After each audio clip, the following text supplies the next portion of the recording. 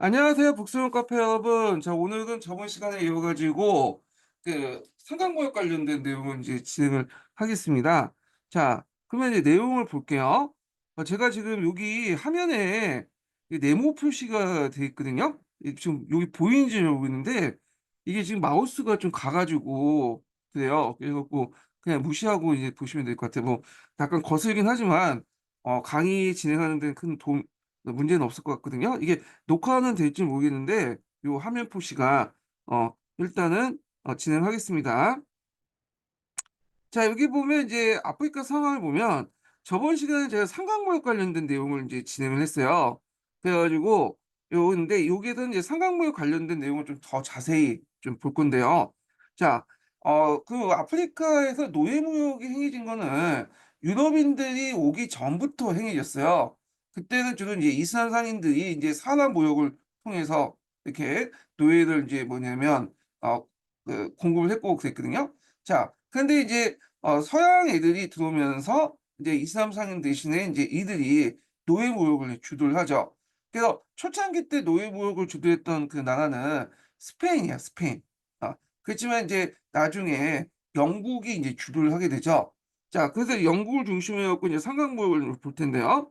자, 영국을 보면 여기 이제 영국 같은 경우에는 그 당시 이제 그 북미 식민지나 이런 데그 중남미 아메리카에 노예가 이제 필요하잖아요. 그러니까 이거 노예를 이제 공급을 해 줬는데 그럼 어떤 식으로 노예를 공급했냐. 자, 일단 아프리카에 가. 그래서 아프리카의 그 부족장들에게 무기나 여러 가지 물자를 줘요. 그러면 아프리카 부족장들은 이제 뭐냐면 그걸 더 얻기 위해서 그 당시 이 무기를 가지고 그 노예를 인제 사냥하는 거죠. 그러면 노예에서 가지고 가서 영국 상인들에 넘기면 영국 상인들이 뭐냐면 이렇게 중남미나 북미 지역에 노예를 공급을 해 줬다. 그래서 이들이 인제 노동력으로 인제 대신을 하게 되는 거죠. 흑인 노동력을 이용하게 되는 거죠. 자, 이런 방식으로 했던 것이 상강무역이다. 이렇게 보시면 돼요. 근데 이제 영국이 이만큼 이제 상강무역을 통해서 그 노예무역을 통해서 꿀을 빨았는데 문제는 19 세기 들어가면서 자유주의 반항이 이제 자유주의 경향이 등장하게 되거든요. 그러면서 인제 영국의 노예무역에 대해 비판이 일어나기 시작해요. 그래서 이때부터 인제 영국이 노예무역을 인제 단속을 해. 그래서 일단은 처음에 첫 단계로서 노예무역 자체를 이제 금지시키고요. 그다음에 더 나아가서 노예제도 자체를 폐지시켜. 그리고 나서 인제 영국이 그렇게 시작하니까 다른 나라도 그걸 보고 뭐냐면 따라해서 뭐냐면 노예제도가 이제 폐지되기 시작한 거야. 19 세기 때 인제 넘어가서. 그리고 이제 노예제도가 이제 폐지된 거는 일단 이제 경제적 문제도 있어요. 왜냐면 노예 같은 경우에는 일을 잘 안 하려고 하죠. 관리 비용이 많이 들어가. 그래서 노예보다는 일반 이제 노동자들 이제 노동력을 사용하는 게 훨씬 더 단가가 높고 경제적으로 효율적이기 때문에 그런 것도 있어요. 예. 그래서 하여튼 이런 추세가 있었다. 예, 이렇게 이제 보시면 될 것 같고. 자, 여기 보면 인제 가정을 보면요. 앞에서 인제 했던 얘기들인데 예를 들어 신화물 개척의 유럽인들이 본격적으로 노예 보려고 그때 인제 주로 사용했던 것이 플랜테이션 농업이죠. 예. 그래 갖고 여기 뭐 사탕수수라든지 그다음에 뭐 고무라든지 등등등등 이런 통해서 노예 보호를 통해서 인제 공부를 하는 거죠. 예. 그래서 이렇게 있다. 이렇게 보시면 돼요. 아니 플랜테이션에서 사탕수수, 연화, 고무는 저쪽 동남아시아 쪽이고 하여튼 이런 식으로 해 갖고 삼각무역을 통해서 노예를 공급받았다. 이렇게 보시면 될 것 같아요. 자, 삼각무역 같은 경우에는 시험 기출 문제에 예문으로 잠깐 나왔어요. 예전에 IT 있죠. 그 IT 관련된 문제 나올 때 그 예문으로 한번 나왔고 수능에서도 몇 번 나왔기 때문에 언젠가는 한번 나올 가능성이 있어요. 자, 그다음에 인제 이 상강보육이 이제 변화 과정에서 어떤 현상들이 일어났냐 이걸 이제 볼 텐데 일단은 아프리카의 인구가 감소되죠. 당연하죠. 예. 특히 주로 이제 상강보육에서 이제 가지고 간 데리고 온 사람들이 누구냐면 남자들이죠. 남자 노동력이 필요하니까. 그래서 인제 성비 간의 불균형이 생겨. 그래서 일부 다처제가 행해지고 그다음에 아프리카인들이 대규모 이산 자기 근거지를 떠나서 인제 요쪽으로 인제 이렇게 이주를 하잖아요. 그러면서 이런 폐해가 생겼다. 이렇게 이제 보시면 될 것 같습니다. 자, 그래서 인제 요 내용들 이제 파악을 해 주시고요. 그리고 이제 상강무역 관련된 내용을 제가 인제 그 심화 규제에서 좀 약간 더 적어 놨거든요. 예. 그래서 이제 여기 보시면 상강부여 관련된 내용이 있죠. 네, 파악을 좀 해 주시면 될 것 같아요. 네, 이런 것들. 자, 그래서 인제 그 결과 부분이 한번 시험 문제 나올 수 있을 것 같아서 한번 요 부분만 한번 읽어 보겠습니다. 자, 이거는 인제 그 EBS 교재에 있는 내용을 제가 인제 그 적어 놨는데 결과가 잠깐만요. 이게 여기네. 1200 EBS 교재와 관련된 내용도 있고 1236 번, 1237번 이렇게 한번 읽어 볼게요. 자, 이익을 추구하는 정복국은 지속적인 이익 창출 위해 또 다른 인력 제공하는 데 파안했다. 흑상화라고 불리는 노예 공급은 지구 공동체 보편적 가치의 추구가 아닌 자국 중심의 이익 창출이었지만 흑인 노예 공급권은 막대한 이익이 되어 유럽 국가들의 차세대 식민지 확장과 노예 공급에 위한 쟁탈점을 전개했다. 그래서 유럽인들은 아프리카 노예를 싣고 그 아메리카 가서 수입으로 설탕과 담배 등을 가져와 유럽에 팔면서 그를 축적할 수 있었다. 이렇게 인제 상강부역 관련된 내용이 있고요. 그다음에 인제 이 과정에서 인제 일부 다처제가 행해지죠. 자, 그래서 그 관련된 내용들을 이제 보면요. 자, 성출 노예 중 3분의 2가 남자였고 특히 젊은 남자들이 선호했기 때문에 성비 불균형이 생겼다. 예컨대 18세기 앙골라 성인 인구의 3분의 2가 여자였다. 자, 이러한 성비 불균형으로 앙골라에서는 일부 다처제가 성행했고 여자들은 농지 경작을 맡는 하는 상황이 있었다. 이렇게 있고요. 자, 그래서 인제 요 내용들 이제 파악을 해 주시면 될 것 같고요. 그 노예 관련된 내용은 앞에서 얘기한 것처럼 영국이 이제 그 기존의 노예제도 폐지돼요. 18 세기 초반에. 그러면서 오히려 인제 노예무역을 단속을 하게 돼, 영국이. 그리고 인제 노예제도를 그런데도 이제 서유럽 국가에서 제일 끝까지 유지했던 나라가 미국이에요. 미국은 이제 18 세기 중반에 들어가면 이 노예를 제도를 폐지할 것이냐 말 것이냐 고 논란이 많았잖아요. 예. 그래서 인제 그거는 이제 세계적인 추세가 있어요. 그 당시에 노예제도가 이제 폐지되는 과정에서 이 미국이 계속 노예제도를 그 시시 계속 유지될 경우에는 이 여론의 어떤 세계적 여론의 비판을 받고 있잖아요. 자, 그래서 이런 과정에서 인제 우리가 알고 있는 인제 그 논쟁 과정에서 대결이 일어났고 그리고 우리가 알고 있는 이제 남북 정쟁 같은 것들이 일어났다. 이렇게 이제 이해를 해 두시면 될 것 같아요. 자, 노예제도 폐지 과정은 그 서양사 강자에 자세히 적혀 있어요, 요 부분은. 그래서 제가 인제 요 부분에 대해서 예전에 인제 강독 강의할 때 했거든요. 그래서 그거 관심 있는 분들은 보시면 될 것 같고요. 자, 그러면 인제 여기 보면 인제 절대 왕정의 성립과 인제 관련된 내용을 좀 보겠습니다. 여기 저기 들어가기 전에 요거부터 봐야 되겠네. 예. 요 교과서 관련된 내용. 천재 교과서 관련된 내용인데 신학교 구조 개척 이전의 교육망 관련된 내용이거든요. 그래서 이게 여러 가지 인제 교육망들이 존재를 하고 있었고 이런 것들이 이제 세 가지 길 비단길, 초원길, 바닷길 통해서 간간히 이어지고 있었죠. 예. 그래 갖고 인제 요런 것도 있고 근데 이제 유럽의 신학교 개척 이후에 이것이 하나의 세계권으로 이렇게 시장권으로 묶이기 시작했다. 뭐 이 주요 내용이 이거예요. 자, 그래서 인제 요런 내용들 좀 기억을 해 두시고요. 요거 뭐 각자 보세요. 예. 자, 그다음 뒤에 절대왕정 관련된 내용을 이제 보겠습니다. 자, 절대왕정, 유럽의 절대왕정은 시기상 언제 때냐면 16 세기에서 18 세기 때야. 그래서 처음에는 서유럽에서 인제 시작됐다가 이게 동유럽으로 확대되죠. 그래서 인제 요때 절대라는 말은 이제 어떤 의미가 있냐. 이게 이제 중국이나 그다음에 뭐 이집트, 고대 이집트처럼 군주가 절대적인 권력을 갖고 있다 해서 인제 그 의미에서 절대주의를 쓴 건 아니고 그전에 중세 시대 때 왕보다 상대적으로 권한이 컸다라는 의미에서 절대주의라는 말을 쓴 거예요. 예. 그런 것도 좀 기억을 해 주시고요. 그다음에 절대주의라는 게 이제 절대 왕정이라 해 갖고 정치적 의미로만 사용할 수 있지만 강의의 의미로서 뭐냐면 그 당시 정치, 사회, 경제적 뭐냐면 그런 구조 자체를 포괄하는 의미로 또 쓰이거든요. 그래 갖고 이런 것도 좀 기억을 해 두시면 될 것 같아요. 근데 이제 보통 이제 통상적으로 절대 왕정을 절대주의와 인제 뭐냐면 이렇게 연결시켜 동일한 정치적 의미로만 사용하고 있죠. 예. 그렇지만 넓게 볼 때는 사회, 경제, 뭐 문화 총괄해 갖고 이제 또 보기도 한다. 이렇게 이제 보시면 될 것 같고요. 그러면 인제 정의를 인제 보겠습니다. 자, 이게 이제 르네상스 시대부터 계몽주의 시대까지 유럽에서 일반화된 근대적 국가의 형태였다. 그래서 이제 국왕이 공공貴族이나 시민계층 중 어느 누구나 제약을 받지 않고 권력을 행사할 수 있다. 그래서 이제 보통 그 중세 시대 때 들어가면 이 봉공貴族, 근데 중세 말기 때 들어가면 그 부르주아 들의 어떤 그 뭐냐면 제약을 받는 것들 있었죠. 받았죠. 그래서 신분제 의회를 통해서 받았는데 이 절대 왕정식에는 그런 것들 신경 없이 뭐냐면 왕이 강력한 권한을 행사했다. 물론 그렇다고 해서 우리가 중국의 어떤 황제처럼 권한을 행사했다는 건 아니에요. 예. 상대적으로 볼 때 전 시대보다 좀 권력이 강해졌다. 이렇게 이제 이해를 해 주시면 돼요. 그래서 그걸 이제 이념적으로 이제 뒷받침한 것이 뭐냐면 왕권 신수설이에요. 예. 요거 예전에 한번 기출문제 자주 나왔죠. 그래서 이제 왕권 신수는 여러분도 알다시피 이 왕의 권한은 누구부터 임명받은 거야? 신우부터 임명받았다. 이런 내용이잖아요. 예. 그래서 이제 요런 내용도 있고요.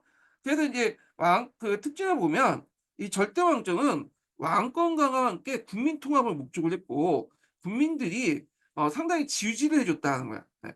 그래서 이제 국민들 입장 볼 때는 다수의 이제 뭐냐면 국민들이라는 말이 좀 그렇죠. 뭐 시민이라고 인제 볼 수가 있는데 하여튼 이 시민들 입장 볼 때는 다수의 제후들로부터 통치를 받는 것보다는 그 한 명의 절대적인 권력을 통해서 통계를 받는 게 통치를 받는 게 훨씬 더 낫죠. 세금도 한 번 낼 수 있고 또 인제 뭐냐면 문제를 해결할 때도 한 번에 그 왕이 나서서 해결해 줄 수도 있고 그래서 초창기 때는 이 절대 왕정 승리 과정에서 그 당시 이제 절대 많은 그 국민들의 지지를 받으면서 성공을 했지만 나중에 인제 후반기에 들어가면 인제 이 절대 왕권이 이제 뭐냐면 오히려 이제 그 사회나 경제 발전에 상당히 뭐냐면 어 문제가 있다는 걸 알게 된 거죠. 그러면서 인제 점점 이제 절대 왕정에 대한 어떤 도전이 일어나고 되고 그래서 이런 것들이 프랑스 대혁명이라든지 각종 시민혁명이 일어나는 배경이 되었다. 그렇지만 초창기 때는 국민들이 나름대로 지지를 해 줬다. 이렇게 이제 보시면 될 것 같아요. 자 그러면 절대 왕정의 어떤 그 정치 이념, 정치 구조, 중상 그 경제 정책을 좀 볼게요. 요게 이제 예전에 한번 총체적으로 물어보는 것이 기출문제 나왔거든요. 일단 정치의 이념으로서는 왕권 신수설 있죠. 그래서 인제 뭐 고댕이라든지 그다음에 보슈에 같은 사람들이 인제 있는데 그 과정에서 주권 이론도 인제 정비가 됐고 근데 요 부분은 제가 이제 뒤에 왕권 실수할 때 좀 더 얘기를 하고요. 자 정치 구조를 볼 때는 관료제와 상계군을 유지했다. 그래서 인제 이 절대군주 입장할 때는 자기의 어떤 수족이 필요할 거 아니에요. 그러다 보니까 관료제와 상계군들을 유지했는데 요거 상계군 관련된 내용은 제가 이제 백년 전쟁 때 말기 때 그 당시 인제 그 프랑스에서 식량군을 이제 구성했다고 했잖아요. 그래서 이제 용병 대신에 상비군을 이제 있죠. 용병하고 상비군은 또 다르죠. 용병은 인제 돈을 주고 일정한 계약을 받고 인제 하는 거고 상비군들은 인제 돈을 주긴 하지만 계약이 아니라 일종의 이제 상근자죠. 예. 그래서 이 기간제가 아니라 자 그래서 인제 '충성도가 상당히 높다.' 이렇게 보시면 될 것 같아요. 예. 그래서 이제 관료제와 상비군을 유지하려면 돈이 필요하죠, 돈. 이 돈을 누가 인제 대주냐면 요 대상인들. 그러니까 요 대상인들은 이제 상업자본가들이라고 보시면 되는데 이들은 이 무역 독점권을 얻는 대신에 돈을 내죠, 정치 자금을. 그러니까 정경 유착이라고 볼 수가 있죠. 그래서 우리가 알다시피 인제 뭐 동인도 회사라든지 서인도 회사라든지 이런 인허가 회사들한테 일종의 독점권을 주고 대신에 대상에는 재정적 지원을 해 주죠. 예. 그래서 인제 요런 과정을 이제 했다. 그래서 이제 이걸 바탕으로 해서 이제 관료제나 상비군 이런 것들을 이제 유지했다. 이렇게 이제 보시면 될 것 같고 자 그다음에 중상주의라는 것은 인제 그 당시 절대왕정 시대 때 그 뭐냐면 어 경제 정책이죠. 그래서 인제 뭐 국내 상공업을 보호하고 뭐 육성하고 보호무역, 식민지 경영 이런 것들 주겠는데 자 이 중상주의 관련된 내용은 뒤에 있으니까 그때 가서 좀 더 얘기를 하고요. 자 절대왕정의 어떤 이제 성격을 보겠습니다. 예. 그래 갖고 이제 절대왕정의 성격을 세 가지 이론이 있어요. 첫 번째 이론은 '절대왕정은 봉건제 국가다.' 이렇게 이제 보는 관점이고 또 하나가 이제 '절대왕정을 그 부르주아들이 인제 장악했던 나라다.' 이렇게 인제 보는 관점이 있고 또 하나가 뭐냐면 절대왕정을 봉건세력과 그다음에 인제 그 시민세력들이 서로 이렇게 양립됐던 균형식이다, 가덕의식이다 이렇게 이제 보는데 보통 이게 마지막 관점이 인제 보통 교과서에 실려 있고 이게 통론이죠. 그래서 서유럽의 절대왕정을 보면 이렇게 봉건귀족들과 대상인들이 세력 균형 아래 그 절대군주가 여기에서 조종해 주는 그 역할을 하고 있다 이렇게 보시면 돼요. 그러다 보니까 봉건적인 요소도 있고 근대적 요소도 같이 있다. 이렇게 보시면 되는데 이거는 이제 주의할 건 서유럽만 해당해. 서유럽만. 근데 동유럽 같은 경우에는 부르주아 세력들이 상대적으로 서유럽보다 발전하지 못했기 때문에 주로 이제 절대 군주들은 누구한테 의지하게 되냐면 이 봉건 귀족들에게 의지하죠. 그래서 이 보통 독일 같은 경우에 융커라고 부르는 그런 세력들이 이제 뭐냐면 뭐 관료가 되기도 하고 그다음에 군인 가서 군대에 뭐든 근무하기도 하고 그렇게 하잖아요. 그래서 인제 봉건적 요소가 더 강해요. 그렇지만 인제 우리가 인제 보통 이제 통상적으로 그 교과서라든지 개론서라는 요 모델이 이제 많이 사용하고 있기 때문에 요길 중심으로 해 갖고 이제 봐 주시면 될 것 같아요. 그래서 이제 봉건제는 그러니까 절대왕정을 보는 관점 관련된 내용은 서양사 강의에 자세히 적혀 있어요. 그래서 제가 인제 요거 관련된 내용을 인제 그 밑에 여기다 적어 놨거든요. 예. 그래 갖고 어 있는데 여기가 어디야? 뒤에 이제 그 어디야? 여기. 여기에다가 제가 이제 적어 놨어요. 예. 간간히 이제 적어 놨는데 심화 교재에다 적어 놨거든요. 그래서 요거 좀 보시면 되고 그래서 여기 정치 구조를 바라본 관점이 있는데 뭐 개 그 여기 보면 엥겔스의 관점이 있고 개국 군영을 거부하는 관점도 있는데 보통 이게 우리가 그 보는 이제 관점은 엥겔스가 말하는 개국 군영설이에요. 그래서 귀족과 부르주아가 서로 균형했고 절대 왕정이 대변한 국가가 중재 역할을 했다. 뭐 이렇게 인제 보는 관점이 인제 통설이다. 이렇게 이제 보시면 될 것 같아요. 자 그러면 여기에서 보면 인제 그 절대왕정 본gon과 근대 세력이 동시에 존재하기 때문에 근대와 중세의 가독이적 성격이 있죠. 그래서 두 가지 요소가 동시에 있다. 예 본건적 잔재가 있고 근대적 요소가 있다. 자 요 본건적 잔재라는 건 뭐냐면 그 귀족의 특권이 계속 남아 있었죠. 뭐 생산물지대라든지 명예적인 어떤 그 특권들 그다음에 농민의 본건적 부담이 있었고 요거는 인제 생산물지대로 인제 이렇게 연결돼 있죠. 그다음에 신분제와 봉건적 특권의 계급이 종속돼 있고 중세적 집단이 계속 존속하고 있었다. 길드라든지 자치도시라든지 그다음에 대학교도 일종의 우니베르시타스 해 가지고 길드적 조직 중에 하나죠. 그다음에 또 근대적 요소도 있어요. 중앙집권 체제, 그다음에 자본주의, 요 자본주의는 상업자본이죠.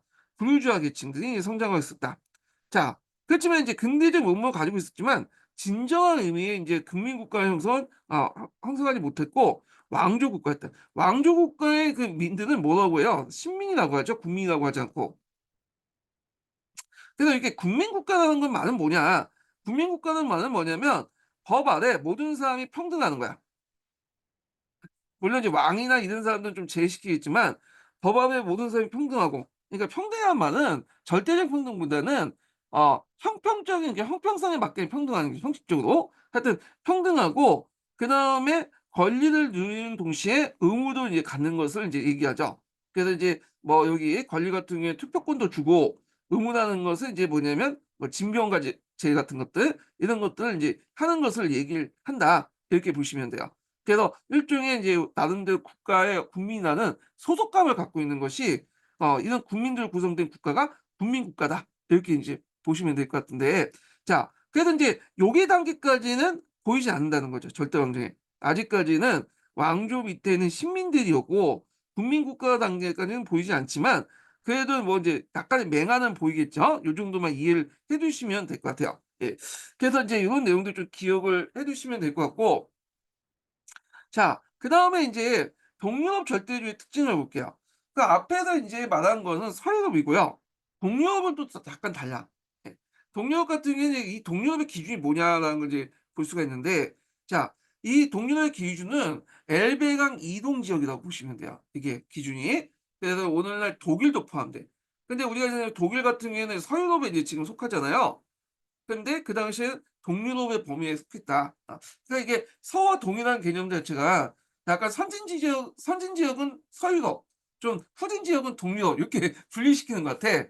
그래 가지고 인제 약간 인제 예전에 동유럽 같은 지역도 선진 지역으로 이제 되면 뭐 서유럽으로 이렇게 편입시키고 인제 그런 것 같은데, 요때 독일은 이 동유럽에 이제 속했다. 뭐 독일이나 러시아가 이제 그 당시 대표적인 나라들이겠죠, 이 동유럽에 속한. 자, 그래서 예전에 한번 기출 문제에 그 뭐냐면 어 동유럽의 절대적 특징에 대해서 물어보고 있어요. 그래서 성립 시기가 보면 17 세기 후반이 아니라 서유 그러니까 17 세기로 서유럽보다 약 1 세기가 늦었다. 서유럽은 되게 몇 세기요? 16 세기 때 성립됐죠. 근데 한 100년 정도 늦었다. 그 서유럽의 어떤 대응하는 과정에서 형성됐던 것이 이제 뭐냐면 동유럽의 어떤 절대주의 특징이다. 이렇게 이제 보시면 돼요. 그래서 자율적인 왕권가가 아니라 외부의 위협이나 타율적 군사적 성격이 있다.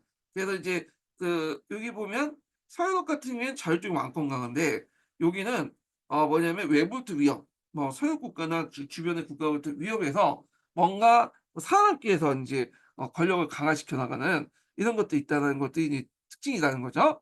그다음에 사회적 기반을 보면 재판 농노제를 바탕으로 했죠. 예. 그래서 서유럽은 이미 14 세기 15 세기 넘어가면 봉건제가 붕괴됐잖아요. 예, 농노제도 붕괴됐고, 물론 이제 봉건제 유산은 남아 있었지만 완전히 제도적으로 붕괴된 상태였는데, 이때 이제 동유럽 같은 경우에는 서유럽이 봉건제가 강화된 시기, 붕괴된 시기에 오히려 농노제가 강화되는 그런 이제 역설적인 현상들이 일어나죠. 그래서 이때 인제 이런 농노제를 재판 농노제라고 하죠. 요 재판 농노제 구치소에서 샤프트와 관련된 내용은 제가 인제 예전에 중세할 때 이제 얘기했으니까 그거 참조를 해 주시고요. 그래서 인제 동유럽 같은 경우에는 앞에서 얘기한 것처럼 요 모델, 군영 모델이 이제 성립되지 않아, 계급 군영설이. 오히려 인제 어디에 인제 해당하냐면 계급 군영설을 거부하는 모델이죠. 예. 그중에 두 가지 모델이 있는데, 하나는 봉건적 성격이 강한 모델과, 그다음에 어떤 인제 그 뭐랄까요? 자본주의 요소가 이제 강한 관점이 있는데, 그중에 하나가 인제 요기에 속하죠. 계급 군영수 중에 봉건주의 요소가 강한 거죠. 그래서 요게 동유럽 형태야. 그래서 절대 왕조의 봉건적 성격을 강조하는데, 절대 왕정은 절대 왕정은 재편성된 봉건적 지배 장치로서 봉건 국가의 최종 단계다. 그래서 이제 동유럽의 절대 왕정에 해당하는 것이 이 관점이다. 이렇게 보시면 될 것 같은데, 자, 요 관련된 내용을 이제 좀 보면 서양사 개론 내용을 볼게요. 자, 그들에 의하면 절대왕정은 재편성된 봉건적 지배장치며 봉건국가의 최종 단계라고 할 수 있다. 그러나 이날 해석은 영국이나 프랑스에 해당하지 않고 오히려 스위스나 오스트리아, 러시아 등 동유럽의 절대왕정에 더 어울린다. 그렇다면 동유럽의 절대왕정에 근대적 요소가 전혀 없는 것은 아니며, 다만 봉건적 성격이 서유럽의 절대왕정에 비해서 훨씬 강하다는 것이다.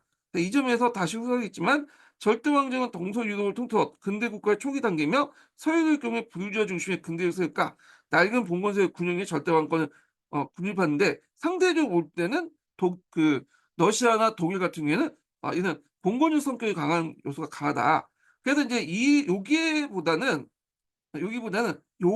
뭐냐면 위탁을 많이 하죠. 예. 그래서 인제 뭐냐면 부유주의 세력들이 미약했기 때문에 봉사 귀족들, 그러니까 공공 귀족들이 고급 관리라든지 군장교로 복무를 했다. 그러다 보니까 이 동유럽 같은 게 특징이 뭐냐면 밑에 인제 시민사회가 발달하지 못했기 때문에 당연히 시민사회에서 뭐 개혁, 아래로부터의 개혁보다는 위로부터의 개혁이 뭐냐면 할 수밖에 없었다. 그래서 이런 것들이 드러난 게 이제 나중에 18 세기 들어가서 드러나기 시작하죠.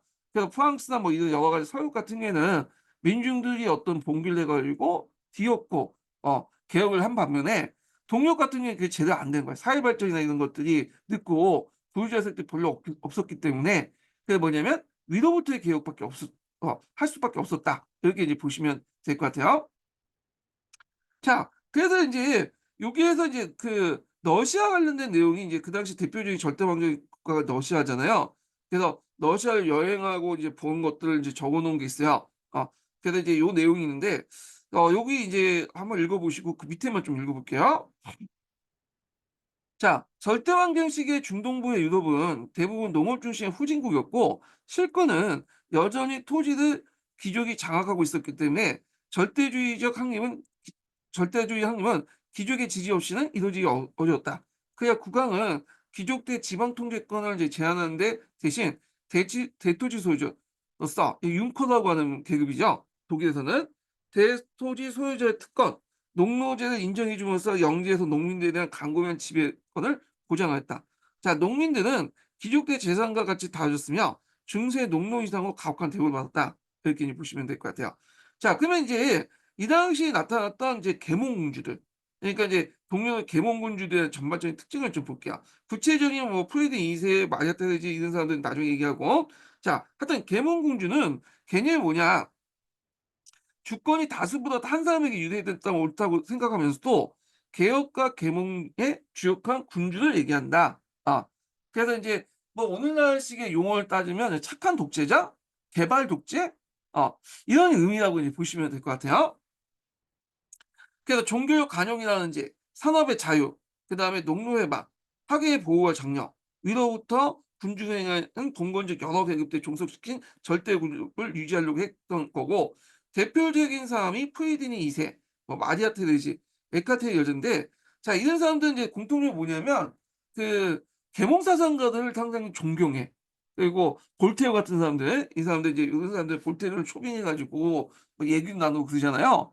그런데 이제 말로는 그렇게 얘기하는데 실제 정치는 그렇지 않았죠. 예. 그래서 하여튼 좀 약간 모순적이긴 한데, 그래서 인제 이런 특징을 갖고 있고요. 이거는 이제 제가 이제 프리드 2 세나 데카르트 여제 할 때 다시 좀 얘기를 해 보겠습니다.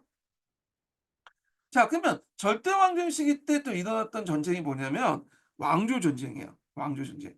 그래서 이제 왕조 전쟁 관련된 내용인데, 자, 이제 구체적인 왕조 전쟁은 이제 나중에 좀 얘기하고요. 그 왕조 전쟁의 특징을 좀 얘기해 볼게요.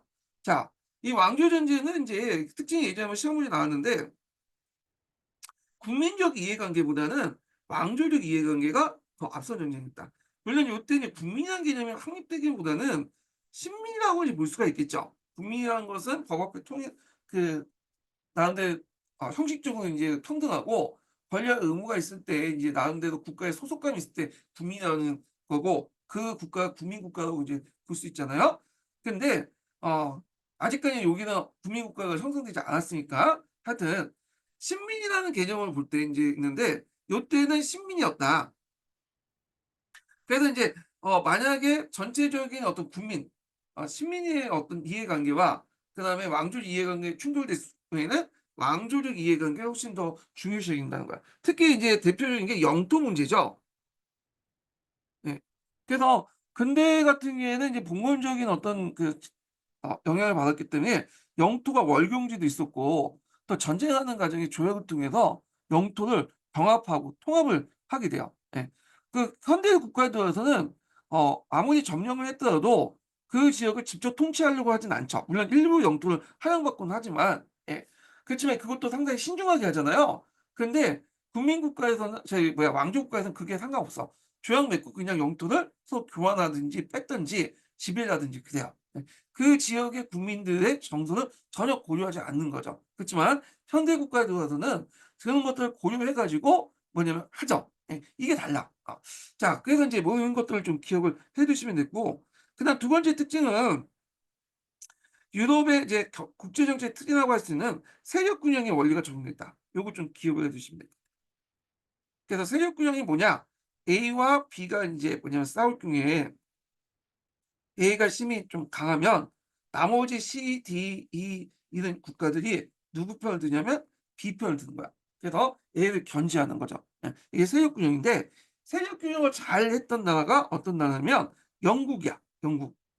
영국 같은 경우에는 여기 이제 바다 건너 있잖아요. 그러니까 예전부터 그 마인드, 영국 마인드가 뭐냐면 자기는 유럽인이 아니라고 생각하는 경향이 있거든요.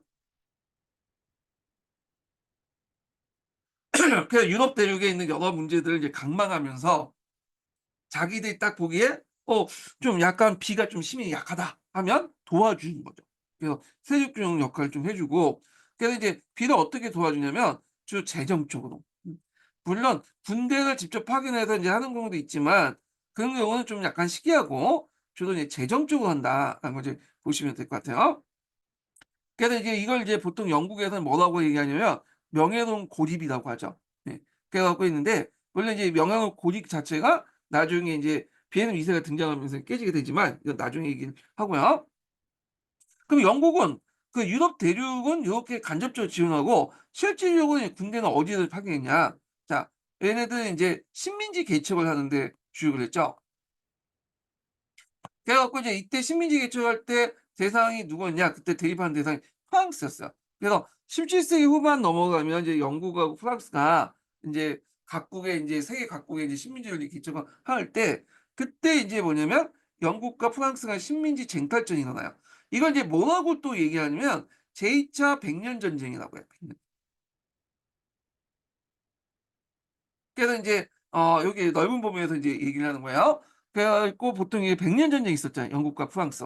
근데 이 영국 프랑스의 또 백년 전 재판이다.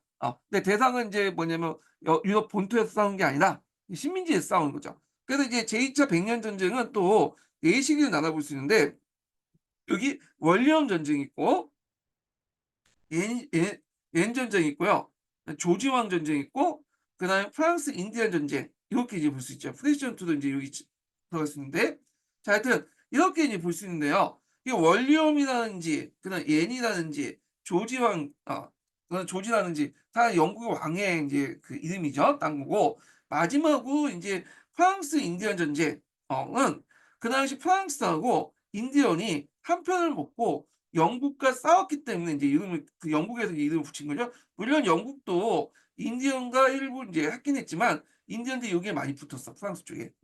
그래서 하여튼 이런 것들이 있었다. 4 번의 식민 전쟁이 있었고 그다음에 그때 인제 식민 전쟁이 있을 때 유럽에서도 같이 인제 왕조 전쟁이 있었죠. 그래서 이게 서로 연결돼요. 아우쿠스부르크 전쟁이 있을 때 월리엄 전쟁, 에스파냐 왕위 계승 전쟁이 있을 때 엔 전쟁, 그리고 오스트리아 왕위 계승 전쟁할 때 조지 왕 전쟁. 그 7년 전쟁이 있을 때 프랑스 인디아 전쟁, 그다음 인도에선 예전에 시험 문제 나왔던 프라이시 전투 이렇게 인제 있다. 이렇게 연결돼 있는 거예요. 그래서 인제 왕조 전쟁할 때 영국과 프랑스는 식민지 쟁탈전을 했고 저 영국 같은 경우에는 유럽 본토에는 별로 신경을 안 썼고 저 재정적 지원만 해 줬고 실제 군대는 요 식민지에 파견해 갖고 인제 했다. 이렇게 보시면 될 것 같아요. 자, 그래서 요걸 최종적으로 이제 마무리한 조약이 무슨 조약이냐? 예전에 기출문제 나왔던 파리 조약이죠.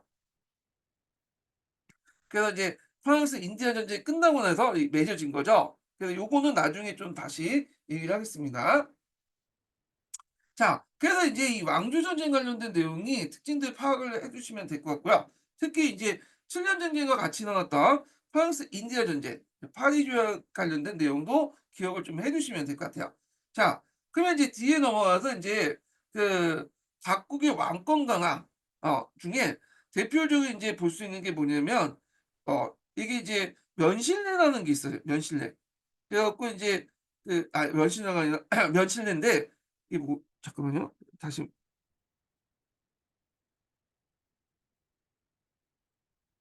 면실례가 아니라 연주창이다. 말 잘못했네.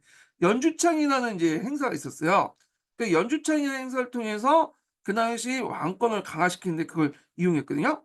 예. 그래서 이제 요 내용도 있는데 요거 연주창 관련된 내용은 잠깐 제가 말을 잘못했어요. 예. 면실례인가 연주창인가? 잠깐만요. 네. 연주창 병이고 제가 헷갈렸네.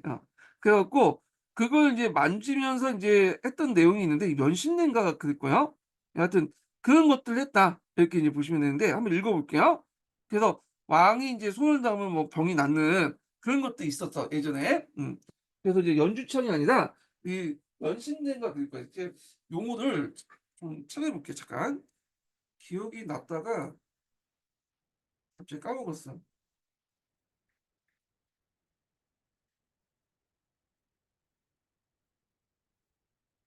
면실례가 아닌데 면실례가 그 조선시대 때 있는 내용인데 왕이 이게 손을 대면 뭔가 낫는 게 있거든요. 예. 제가 이거를 이름을 제가 까먹긴 했는데 하여튼 읽어 볼게요. 이게 면실례 아니에요. 예. 제가 면실례를 제가 그 예전에 조선시대 때 인제 그 신인 간원들이 오면 이렇게 하는 걸 인제 제가 착각했어요 잠깐. 예. 그래서 하여튼 읽어 보겠습니다.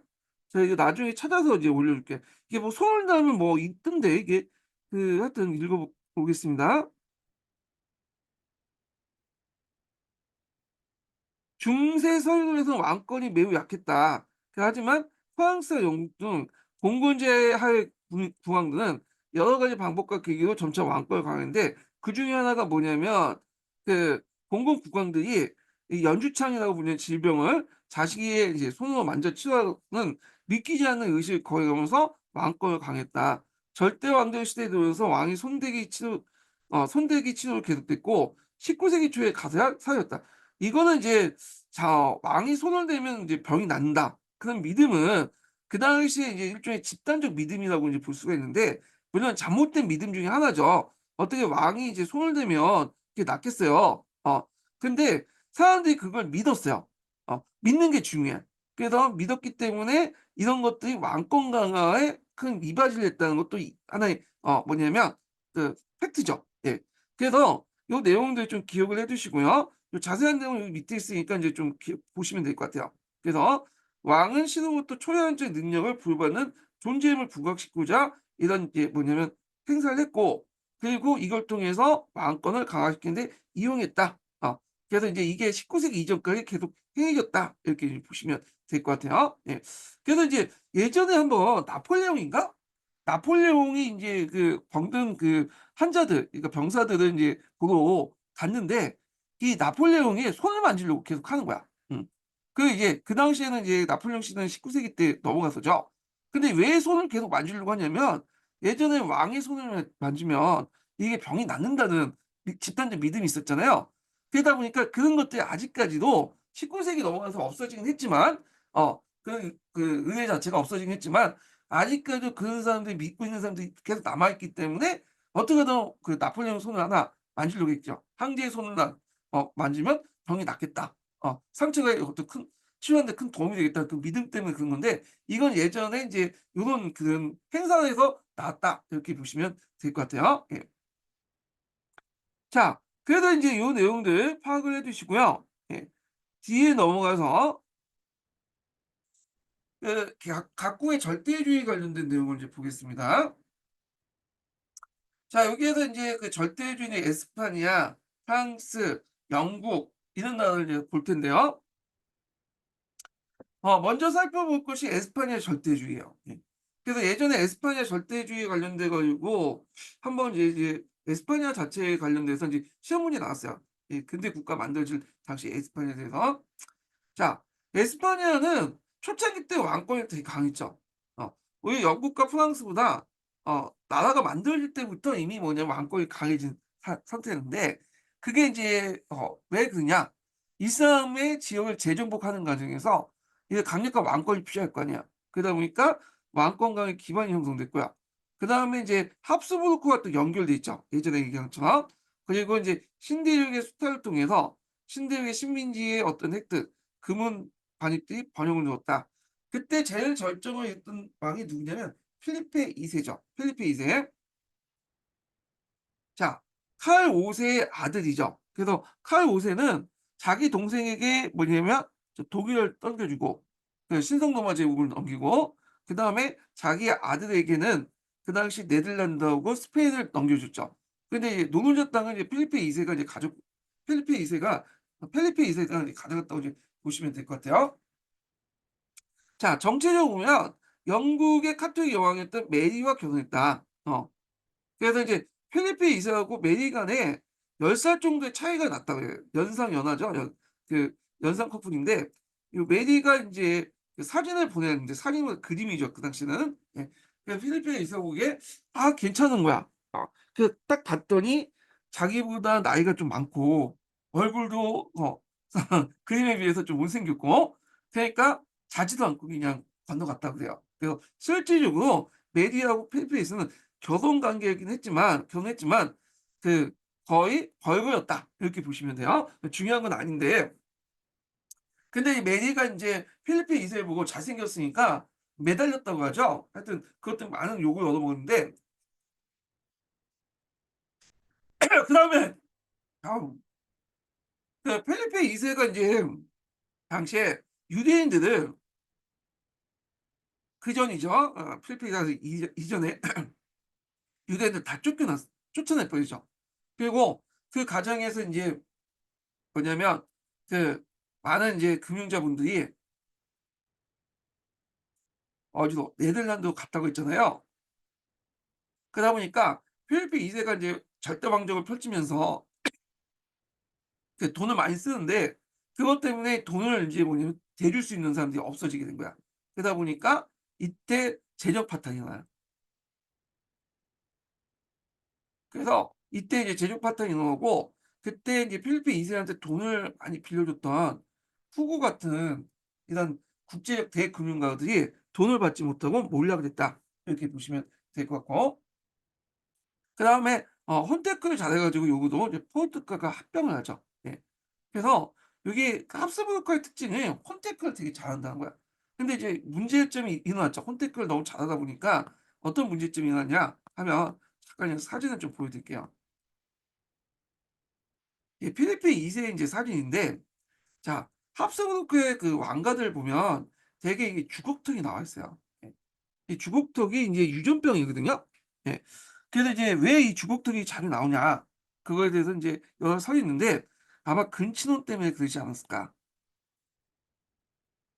그래서 인제 선택하는 과정에서 권력을 인제 뭐냐면 그 다른 집단에 뺏기지 않기 위해서 또는 같은 일가친 쪽하고 결혼하는 과정에서 뭐냐면 이 근친혼을 자주 했고 그러다 보니까 이 주거톡이 이제 같은 이 유전병이 나왔다 이렇게 보시면 돼요. 예.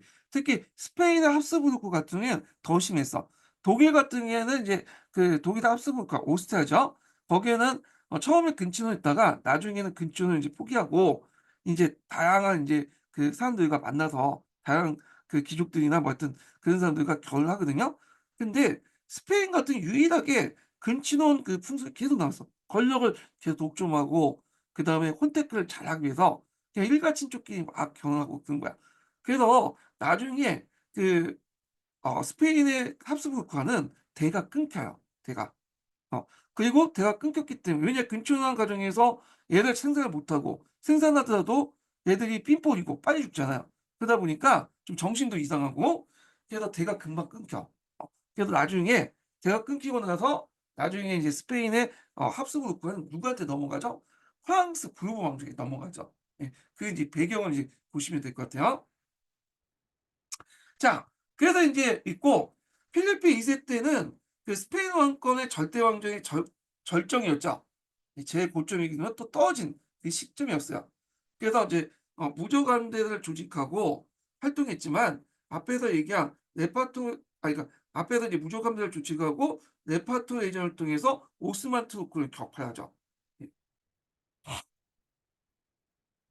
그래서 이걸 통해서 인제 지중해 패권을 확보하고 그다음 막대한 정비를 지출하고 포르투갈 병합하고 아니 지중해 패권을 확보했다. 여기까지만 있다는 거. 자 그거 외에도 예 전쟁을 많이 했기 때문에 인제 막대한 정비 지출인데 그것 때문에 재정 파탄이 나고 그다음 혼테크를 잘해서 포르투갈 병합하고 물론 나중에 필리핀 2 세가 죽고 나서 인제 필리핀 2 세가 독립을 하지만 지리산의 발견 등 영향력을 발휘했다. 그렇지만 또 내리막길도 있었다고 그랬죠. 오르막길이 이제 그 당시에 레파토리전이라면 내리막길은 뭐냐면 그 자기 처제였던 엘리자스 여왕이 파견한 함대에서 무적 함대가 패배를 하죠.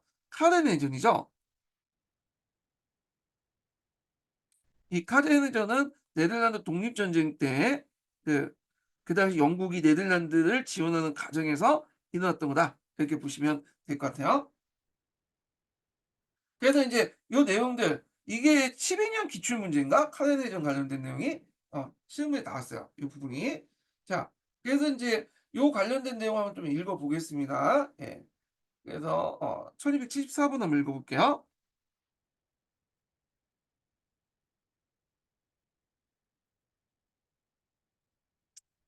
자, 벨리오스가 응징하게 파견된 무적 함대가 무참하게 패했을 때 태양이 기우는 곳이 없었던 에스파냐 제국도 사냥길이 들어서겠다. 태양이 제국 기우는 곳 그러니까 이제 그 뭐냐면 에스파냐 강대한 식민지를 갖고 있기 때문에 해가 지지 않는 제국이었죠. 예. 그래서 이제 곳곳에 인제 뭐냐면 항상 나신 곳이 있었잖아요. 그런 의미예요. 그래서 이제 에스파냐의 지위를 나중에 영국이 이어받죠. 그러니까 에스파냐 번영의 원천이었던 기금수 유입도 17세기 때 30년대 이후에 그 인 어 급격히 줄었고 인구 또한 800만에서 이제 600만 정도 감소했다. 이렇게 보시면 될 것 같고요. 전쟁이나 등등 다른 곳으로 이주 등등 해 갖고 인제 감소했다 이렇게 보시면 되겠죠. 예.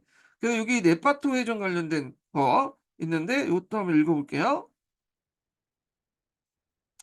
자, 신대륙에 들어온 막대한 은혜를 이제 는 에스파냐 부역이 많았다. 그리고 이는 다시 강력한 군사력을 지탱함으로써 그 번역의 또 다른 전제 조건이 되기도 했다.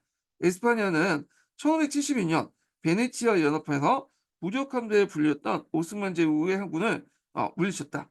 자, 이 해전을 계기로 오스만의 지중해 해상권이 이제 붕괴되고 에스파냐 항군은 무력 함대라는 아마르다라고 이제 하는 어 뭐냐면 그 별명을 이어받았다. 이렇게 이제 보시면 되죠. 자, 그리고 이제 에스파냐 동방무역을 볼게요. 자, 이거는 전 시간에 잠깐 설명했는데 이걸 이제 갈레온 무역이라고 해요. 그래서 이제 태평양을 가로질러서 했던 무역이죠. 그래서 이제 거점이 이제 마닐라, 예, 누스섬을 이제 바탕으로 했고, 그래서 이제 누스섬에 마닐라가 있어요. 마닐라는 필리핀 수도죠. 그래서 이제 대량의 은이 유입됐고 이걸 가능해서 이제 명대 1조 편법이 시행됐다. 그래서 세계의 은들이 다 중국으로 모였죠. 그 명대 1조 편법이나 청대 지정제 관련된 것들. 그래서 요거 관련돼서 예전에 03년 기출 문제에 한번 나왔어요. 아, 유럽에서는 은의 유입을 통해서 가격 혁명이 일어났고 그다음에 중국에서는 일조법이나 지정제가 나왔다. 이런 문제가 있었거든요. 그래서 제가 그때 너무 생각을 많이 했어. 왜냐면 여기 지도 그 도표에 보면 어떻게 되면 스페인어로 돼 있거든. 그래서 난 유럽 전반의 상황을 물어본 건데 의도는 스페인에 관련된 내용을 썼어요. 그래서 스페인은 그 당시에 뭐냐면 요걸 썼죠. 한계 내용을 쓴 거야. 그걸 틀렸죠 일단. 그래 갖고 너무 생각을 많이 하면 또 틀릴 수도 있어. 그러니까 딱 볼 때 그냥 고등학교 수준의 문제다. 예문 내용 보면 딱 알잖아. 지문 사용하는 거. 교과서 사료가 나오고 뭐 이렇게 예문도 단순하고 그러면 그냥 교과서 수준에 쓰시면 될 것 같고 좀 약간 어려운 지문들이 많이 나오고 우리가 보지 못하는 그 사료들이 많이 나온다. 그러면 그 사료는 그 문제는 우리가 쓰는 기본서나 개론서 수준을 넘어간 거야. 논문 수준에 는 거야. 그러면 논문 수준에 낸 거는 그냥 제껴 두세요. 공부할 그 문제 풀 때. 어차피 이거는 다 뭐냐면 모든 사람들이 거의 대부분 쓰는 거니까 제껴 두고 시간 남을 때 인제 다 인제 기본적인 풀고 시간 남을 때 딱 볼 때 직감적으로 '아 이거 논문에 나온 거다.' 한 걸 푸세요. 거기에 이제 할 때 백지 내시지 말고 그냥 무조건 뭐 그냥 생각나는 데 적으세요. 그중에 하나 걸릴 수도 있어. 예. 그래서 하여튼 그거는 그런 식으로 이제 대처하시면 될 것 같고 근데 교과서 수준에 나온 문제를 제가 너무 신경을 많이 쓰다 보니까 논문 수준에 써 버린 거야. 예. 당연히 맞지 않았겠죠. 예. 자, 그래서 이제 지리산의 발견을 통해서 신대륙으로부터 이제 막대한 금이 유입됐지만 이게 인제 뭐냐면 한계에 걸렸죠. 요거 예전에 한번 기출문제 나왔는데 03년 기출문제가 이게 01년인가 그때 한번 나왔어요, 그때. 이걸 이제 자체적으로 인제 뭐냐면 받아 가지고 근간을 받아서 산업을 육성을 시키고 좀 생산적인 것들에 인제 썼으면 좋은데 그게 아니죠. 이 대부분 기금속들이 외부에 유출됐어, 다른 국가로. 그다음에 비능률적인 관료제 유지와 귀족과 궁정의 사치, 그 전쟁 비용, 그 가격 상승 등등 해 가지고 도중에 다 날라갔다. 그래서 자체적인 생산력이 없다 보니까 그것을 인제 뭐냐면 소비하는 데만 썼고 그리고 재정 지출이 많았다. 그래서 외부로 이제 많이 빠져나갔다. 자, 이런 것들이 이제 에스파니아 한계라고 이제 볼 수가 있겠죠. 그 외에도 인제 뭐냐면 그 사회 구조적 측면도 있어요. 그래서 이제 약간 이제 좀 보면 그래서 이제 여기는 제가 이제 언급을 안 했는데 여기 보면 사회 구조적 측면이 있다. 귀족과 교역의 토지가 집중돼 있고 그다음에 메스타의 특권, 이동 양모자 조업인데 스페인도 마찬가지로 이제 양모가 주요 그 산업이었거든요. 뭐 이런 것들. 자, 그런 것들 횡포. 그다음에 자기 주력사의 모직몰 공을 부진. 그다음 편협한 종교 정책. 그러다 보니까 얘네들이 인제 뭐냐면 그 재정복 운동을 통해서 그 나라가 만들어졌잖아요. 그러다 보니까 상당히 원리주의적 기독교 원리주의 색깔이 강해. 그래 갖고 자기 영토 안에 있는 모든 사람들 다 카톨릭으로 통일시키려고 했고 카톨릭을 안 믿는 사람을 탄압을 했죠. 종교 재판도 하고. 그래서 이제 신교들만 탄압한 걸로 알고 있지만 신교 외에도 이교들 탄압했어요. 당연하겠죠. 얘네들 입장을 볼 때는 이제 이교들은 어떤 사람도 아니잖아요. 그러다 보니까 인제 이슬람 계통의 원주민들을 추방했어요. 얘네들이 인제 뭐냐면 농업 기술이나 이제 근대적 기술 같은 걸 많이 가지고 있는데 이들이 농업 타격을 받았죠. 그리고 이슬람계도 추방하고 아니면 개종을 시키거나 아니면 그 유대인들 같은 경우에도 인제 쫓아냈죠.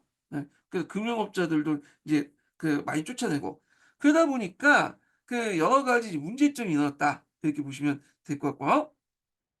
그래서 이런 이제 뭐냐면 경제적인 거나 사회 구조적 측면에 가지고 결국에는 이제 뭐냐면 이렇게 스페인이 이렇게 신대로부터 많은 금과 은을 받아들이는 데 불구하고 이것을 뭐냐면 제대로 쓰지 못해서 몰락했다. 그러니까 이 한계 관련된 내용이 예전에 01년 기출문에 나왔던 거예요. 예. 자, 그래서 이제 요 관련된 내용을 이제 서양사 개론에서 한번 읽어 보겠습니다. 자, 그래서 이제 메스타 관련된 내용 볼게요. 여기 이동 양모자 조합이었던 메스타인데 일종의 길드 조직이라고 보시면 돼요. 자, 여기 볼게요.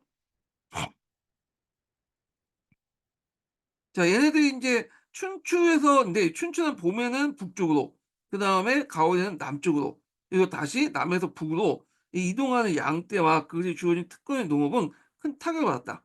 그래 갖고 요 이동하는 경로들을 뭐냐면 이용할 수 있는 권한을 메스타라는 독점 집단에게 줬나 봐요. 그러다 보니까 거기에 들어가 있지 않은 사람들은 많은 피해를 입었겠죠. 그래서 이제 왕실 제정의 주된 원천인 메스타 앞에 농업이 재물을 바쳤다. 그래서 얘네들이 이동하는 통로가 독점권을 형성하다 보니까 그 다른 그 양떼 모는 사람들이 뭐냐면 거기 들어갈 수도 없고 또 왔다 갔다 하는 곳은 항상 비워둬야 되겠잖아. 그러니까 농사를 지을 수 없죠. 그러다 보니까 이제 이런 문제점이 나왔다. 그다음에 모직물 공업이 이제 주류인데 이 모직물 공업도 뭐냐면 그 제대로 안 됐어요. 영국에 밀렸죠. 요 내용들이 있는데 여기 보겠습니다. 그러니까 중세 말부터 발전하기 시작한 모직물 공업을 비롯한 공업 생산도 뜻하지 않았던 기금수 유입의 국가적인 풍요 원천을 발견한 정부의 보호 육성 체계의 부재와 기술의 후진성으로 네덜란드 특히 영국산 모직물과 경쟁을 폐하고 16세기 때 쇠퇴했다. 그래서 일종의 자원의 저주라는 말 있잖아요. 자원의 저주 많이 들어봤죠. 그래서 뭐 석유나 다이아몬드 이런 것들이 이제 발견되면 좋을 것 같죠. 근데 그것 때문에 오히려 경제를 발전시키지 못해. 왜냐면 거기에 너무 안주해 갖고 팔고 그것 때문에 또 이해관계 막 다투고 그 아프리카 같은 경우에 내전이 나오고 그러잖아요. 그래서 오히려 못 먹고 못 살게 되죠. 그게 똑같은 비슷한 것 같아. 그러니까 막대한 금과 은이 들어오다 보니까 사람들이 그걸 소비하는 데만 생각했지 그게 뭐냐면 생산력 발전이라든지 이런 것들 신경 안 쓴 거야. 그냥 온갖 궁핍하고 뭐냐면 이렇게 때 부족할 때 뭔가 생산력 발전을 하는데 풍족하면 그런 생각을 안 하잖아요. 그러니까 인제 자원의 저주에 걸려 가지고 사 상업 경쟁 장기적인 어떤 그 전반적인 산업의 경쟁력을 올리지 못했다. 이렇게 보시면 되고요. 그다음에 앞에서 말한 것처럼 이제 원리주의 색깔이 강화되었잖아요. 그러니까 평화판 종교 정체고 17세기 초에 취해졌던 이슬람계 원주민인 모리스코의 추방 그 수가 30만 정도 됐고 강제 개종을 하려고 해서 두 가지 선택을 줬어요.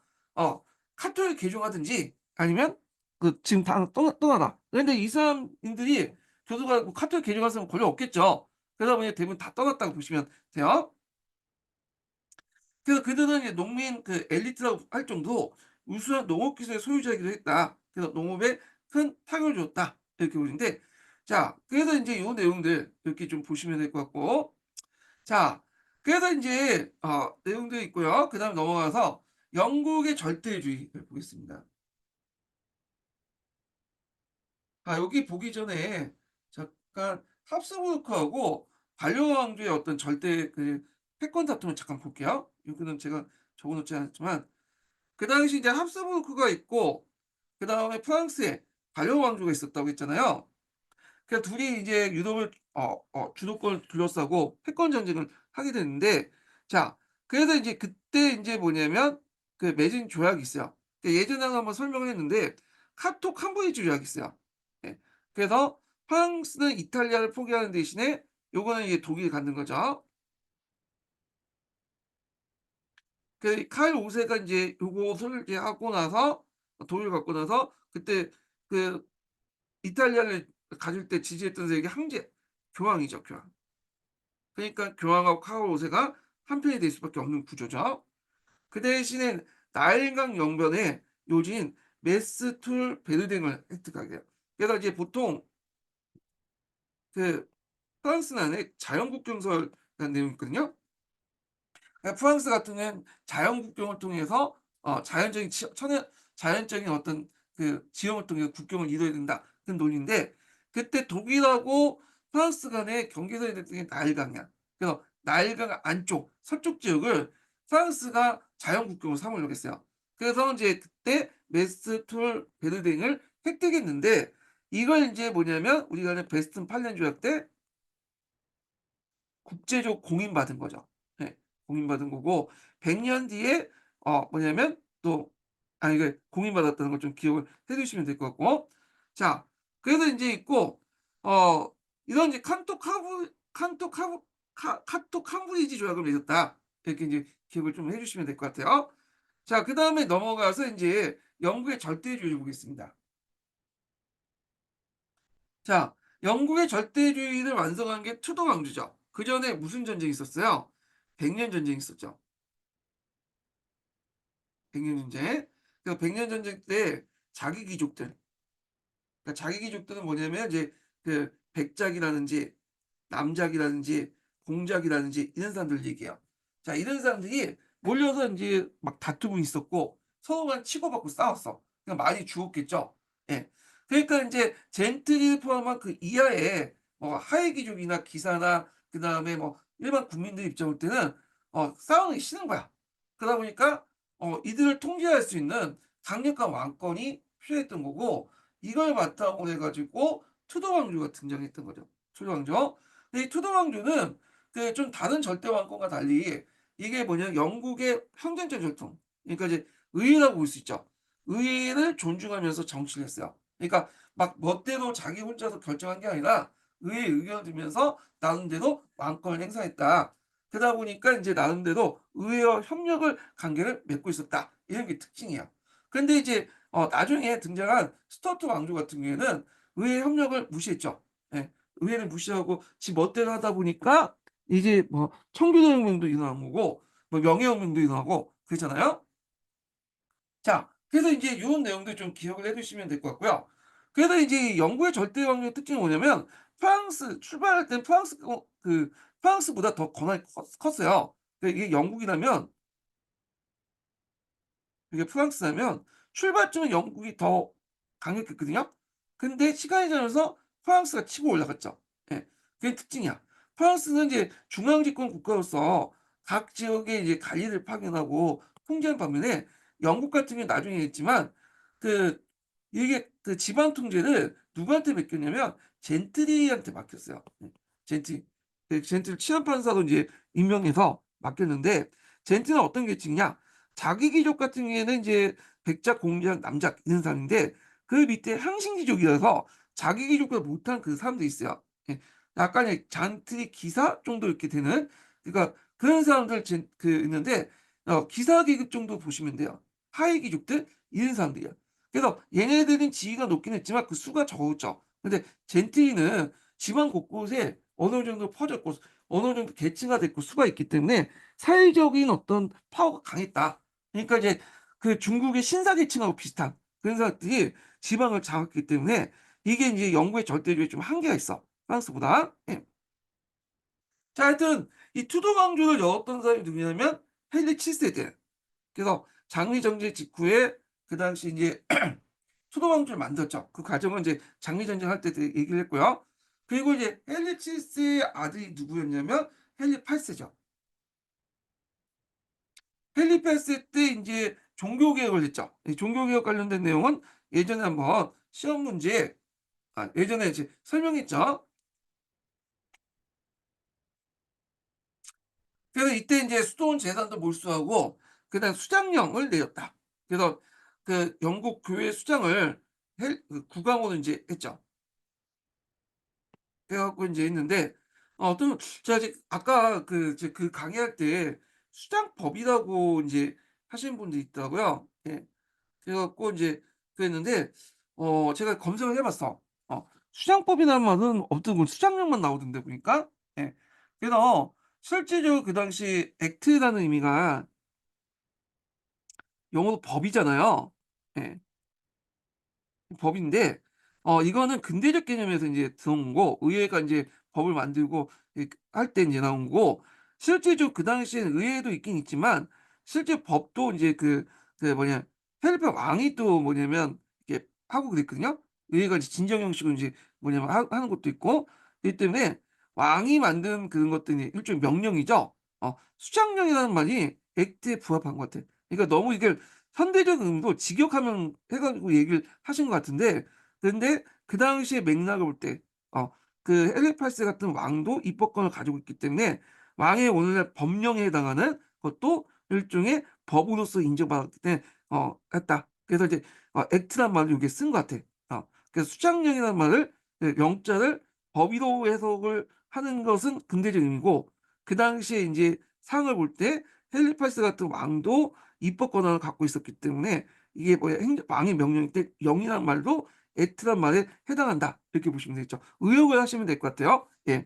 이렇게 있고 중요한 건 아니지만 일단 예전에 한번 어떤 분이 의견을 주셨기 때문에 제가 좀 답변을 해 드린 거고 자 그 헤르팔스 때는 이제 여기는 안 나왔지만 그 당시에 합스부르크와 발라 왕조가 대립을 했다고 했잖아요.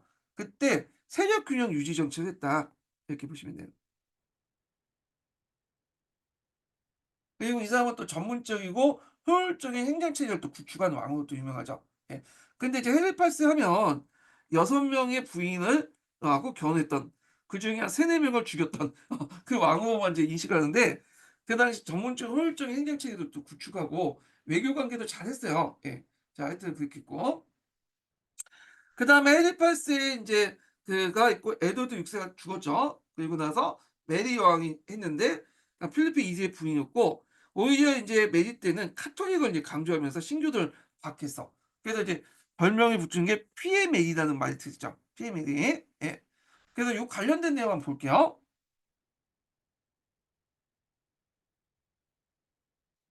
자 요게 인제 요 내용이 몇 분이야? 예. 1291번 내용 이제 서양사 총문에 있는 내용인데 좀 보겠습니다. 에드 6 세는 인제 미성년이 죽었을 때 미성년이 죽었는데 그의 치세엔 귀족계급은 정권을 다시 장악을 시도했다. 중앙정부의 권한이 약화되고 종교개혁 급속히 진전되었다. 이에 대해 에드워드 6 세의 이복 여동생 메리 1 세는 이북 여동생이 아니라 누나인데 어 에드워드 6 세보다 좀 빨리 태어난 캐서린이죠 얘가. 캐서린 딸이잖아. 그러니까 첫 번째 분이 딸이기 때문에 얘가 이제 이북 여동생이 아닌데 왜 여동생이 있는지 모르겠는데 하여튼 그 로마 카톨릭 교회를 재건하려고 시도했다. 그는 많은 신하를 추방하고 두 차례 반란이 있었으나 귀족들이 야망을 꺾을 만큼 강력한 왕권을 행사했다. 이렇게 이제 보시면 될 것 같고 자 그다음에 인제 메리가 죽고 나서 등장했던 게 엘리아스 1 세죠. 예. 그래서 메리는 이제 그 아들, 딸이 없기 때문에 그 이복 동생이었던 엘리아스 1 세가 이제 또 즉위하게 돼요. 이게 두 번째 부인이었던 존 그 누구다? 이름을 까먹었는데 하여튼 두 번째 부인한테 낳은 딸이죠. 그래서 그 엄마가 저기 나중에 바람 폈다는 이유로 그 뭐냐면 헨리 8 세한테 죽잖아요. 자 하여튼 그 앨리스 1세 때 영국 절대주의 전성기이세요. 그리고 이때 우리가 알고 있는 그 셰익스피어가 인제 등장했고 그래서 인제 그 영국의 근대적 발전의 기반을 구축했던 사람이 앨리스 1 세죠. 그래서 이제 업적도 있는데 일단은 이 사람은 종교적으로 상당히 간대한 정책을 했다라는 거죠. 예.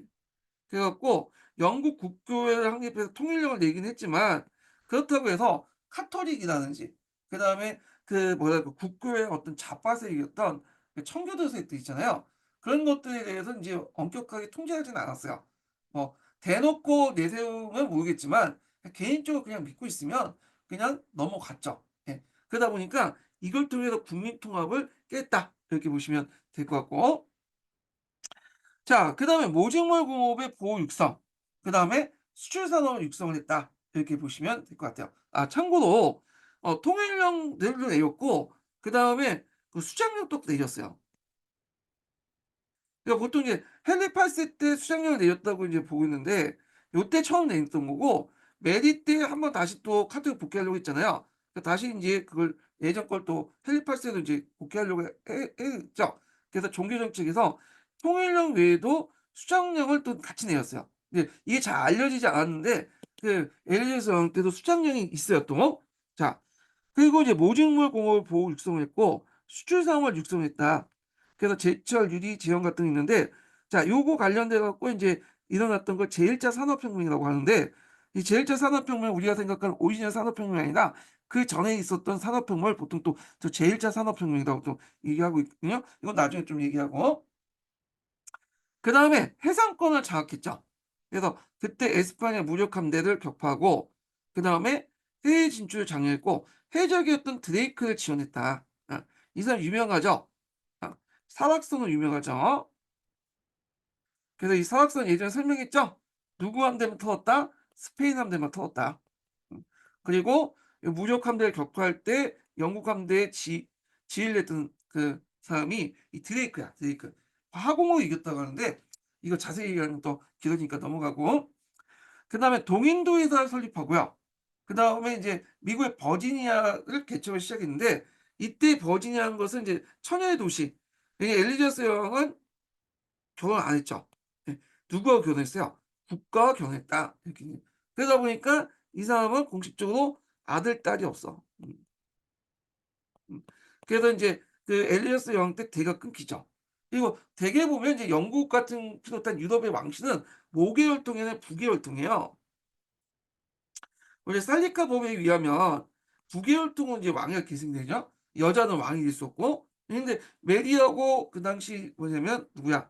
엘리아스는 그럼 왜 여자인데 왕이 됐냐? 이게 예의적인 거야. 예의적으로. 그러니까 원칙상 될 수는 없어요. 그렇지만 부계혈통으로 계승되기 때문에 보통 여왕이 등장하면요. 그 왕통이 끊어져.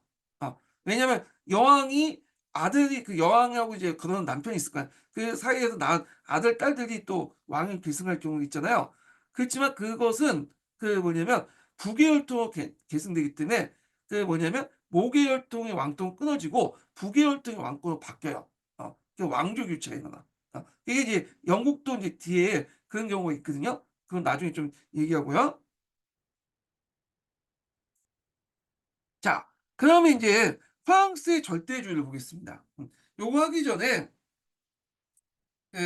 잠깐만 요것 좀 설명해야 되겠네 이걸. 넘었는데 제가 요거 빼먹긴 했는데 자 요거 하기 전에 인증번호 좀 알려드릴게요. 인증번호가 50 번입니다. 예 첫 번째 인증번호 50 번이에요. 자, 이 구민법이라 해서 이제 1차 원구조 운동 때 많은 빈민들이 발생했는데 아직까지는 이제 산업혁명 전이었죠. 이 빈민들이 왜 발생했냐? 1차 인크루저 운동에 쫓겨나는 많은 농민들이 여기 이제 도시로 가서 빈민으로 이렇게 들어갔고 그래서 이제 이들이 이제 뭐냐면 여러 가지 이제 사회 문제가 일으키니까 이들을 위해서 그 얘들을 인제 뭐냐면 구제하기 위해서 그 당시 구민법을 실시했어요. 식량을 배급하고 직업을 알선하는데 뭐 그렇다고 해서 썩 좋은 대우를 받았던 건 아니에요. 그래서 그 당시에 만약에 이제 빈민들이 와 가지고 그 동냥을 했다 하면 잡혀서 뭐 그 손을 자른다든지 쪼금만 절도하려면 사형을 시킨다든지 영국법 같은 경우는 되게 엄격해. 그래서 영미법 같은 경우에는 약간 이제 징벌 위주거든요. 그래서 그게 이제 영향을 미국 같은 경우에도 보통 한번 때릴 때 어 병합을 해 가지고 100 년, 200년 형도 나오잖아요. 그래서 되게 엄격하게 다뤄. 간단한 절도죄도 막 처형시키고 그랬거든요. 그래서 이것도 너 이제 나중에 비난을 받으니까 "절도죄가 왜 그 뭐냐면 처형이냐? 너무 심하지 않냐?" 그래서 이들 이제 절도범 같은 경우에 저쪽 호주나 이런 데 보내 버리죠 나중에. 중요한 건 아니야. 근데 요게 중요해. 자 스코틀랜드에서 망명해 온 이 스코틀랜드는 이제 그 당시에 메리 스투어트가 있었거든요. 여왕이었는데 장독수라는 이제 뭐냐면 중심을 해 갖고 그 장로교들이 반란을 일으켰어요. 그래 갖고 결국에는 이제 메리 스투어트가 인제 왔는데 이 메리 스투어트가 일종의 인제 그 엘리자베스 여왕을 할 때는 이종 사촌이거든요. 그러니까 엘리자베스 여왕을 할 땐 강력한 경쟁자잖아요. 그리고 또 남자들한테 또 인기가 되게 많았어요. 질투심도 났겠죠. 그래서 이제 메리 스투어트가 인제 뭐냐면 모반을 했던 이유로 죽이죠. 예. 그래 갖고 그때 이제 메리 스튜어트의 아들이 누구냐면 나중에 이제 제임스 1세가 된 사람이죠. 이 사람이. 근데 이 제임스 1세는 메리 스튜어트하고 뭐냐면 어릴 때 헤어질 때 아주 갓난아기 때 인제 헤어졌어요. 그래서 그 뭐냐 녹수의 교육을 받고 인제 들어갔거든요. 그래서 그 당시 제임스 6 세라고 해서 스코틀랜드 왕이 됐어. 그러니까 이 사람은 그 카톨릭교도가 아니에요, 이 사람은. 어 오히려 인제 뭐냐면 그 장로교하고 이제 비슷한 이제 그냥 칼뱅교도하라고 보시면 돼요. 개인적으로 볼 때. 그래 갖고 이제 제임스 1 세는 이제 즉위를 했는데 나중에 근데 이때 제임스 6 세가 엘리자베스 여왕하고 협약을 맺죠. 자기 어머니 죽여도 된다. 대신에 뭐냐면 "너가 죽은 후에 내가 왕이 되겠다." 그래서 서로 협약을 맺어. 그래서 결국에는 메리 스투어트가 인제 그 아들의 무기난에 죽게 되죠. 예. 그래서 이제 사이가 그렇게 좋진 않았다. 좋지 못한 거는 관심이 없어 제임스 6 세가. 예. 그래서 우리 입장할 때는 좀 그런데 하여튼 그래요. 예. 자 그래서 요 내용도 있는데 요 관련된 내용이 이제 1296 번이 있는데 자세한 건 이제 좀 보시고 자 그래서 인제 있고 그래서 인제 이 당시 메리 스투어트는 또 카톨릭하고도 연결돼 있어요. 그래서 인제 자기 외가가 프랑스의 기지공하고 또 연결돼 있고 그래서 카톨릭 그 무시 유명 가문이죠. 그래 갖고 메리 스투어트를 또 죽인 이유가 자기의 경쟁자이기도 하고 얘를 계속 살려둘 경우에는 국내 카톨릭 세력들이 이제 어떤 구심점 역할을 할 수 있기 때문에 얘를 죽였던 거죠. 나중에 인제 그의 아들이었던 제임스 1 세가 인제 그 영국 왕이 되니까 카톨릭교도는 나름대로 일말의 기대를 걸었어. 왜냐면 자기 어머니의 영향을 받아서 카톨릭의 친카톨릭 정책이 어떤 할 거다 했는데 막상 정책을 보면 아니죠. 나중에 얘기를 할게요. 예. 자 그래서 인제 요 내용들 좀 보시면 될 것 같고 자 그다음에 인제 프랑스의 절대주의 관련된 내용을 이제 보겠습니다. 예. 요거는 좀 쉬었다가 진행을 하겠습니다. 예.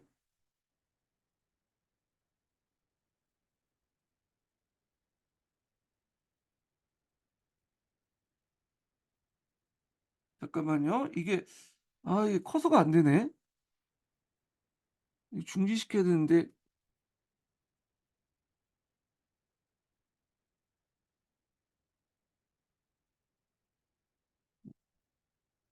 이 녹화 중지가 안 돼 가지고 잠깐만요. 이게 어떻게 중지하지?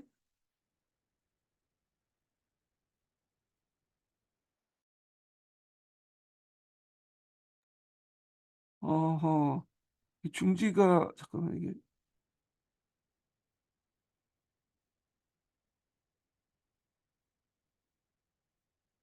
일단 쉬고 계세요. 지금 이게 클릭이 잘 안 돼 가지고 예 다시 좀 해 볼게요. 예. 일단은 지금 32 분이니까 그 아 그 55 분에 다시 할게요. 예. 잠깐 중지 제가 시킬게요. 예. 녹화를 그게 안 돼 지금. 마우스가 키가 좀 이상해 가지고.